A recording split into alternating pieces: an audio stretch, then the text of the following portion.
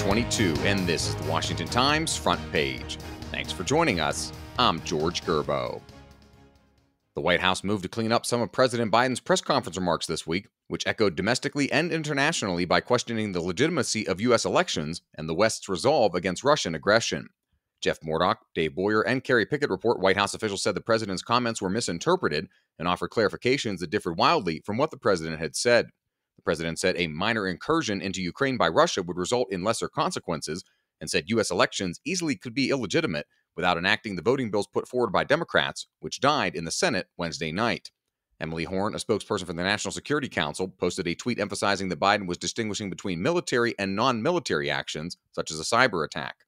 After the failure of the voting rights efforts, White House Press Secretary Jen Psaki said that Biden wants to spend more time out in the country and less time behind closed doors negotiating. President Biden has failed to nominate anyone for several strategic ambassadorships a full year into his term in office. Guy Taylor reports the White House hasn't nominated anyone for such posts as South Korea, Saudi Arabia, or Ukraine. Seasoned career Foreign Service diplomats are managing the U.S. presence in those countries, as well as in the Philippines, Qatar, the United Arab Emirates, Hungary, and others with ambassador vacancies.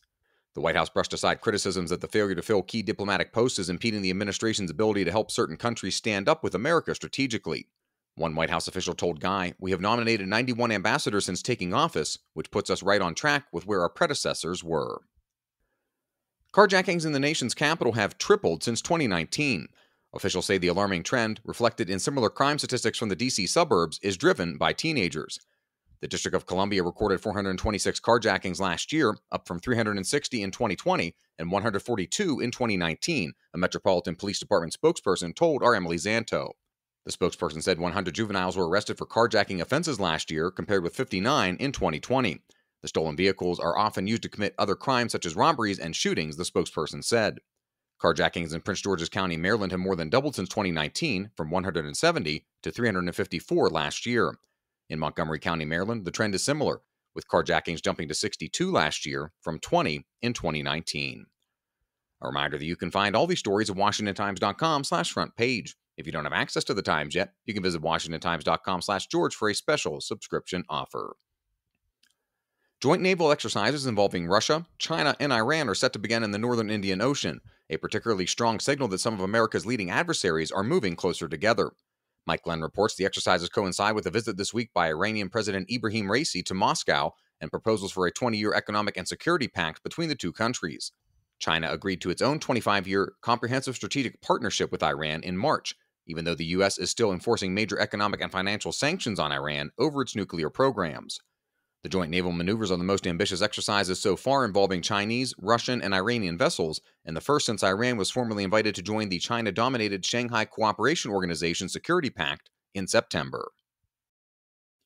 And finally, Eminems parent Mars has announced the cartoon mascots that sell the chocolate candy in television commercials will now dress and act in more gender-neutral ways.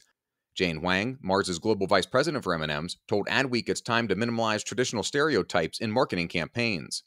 To support the change, Sean Salai reports the female Eminems characters will dress more comfortably, and the three male characters will act in less traditionally masculine ways. Marketers created the red and yellow M&M cartoon mascots in 1958, blue, green, and orange joined them in 1998, and brown in 2012.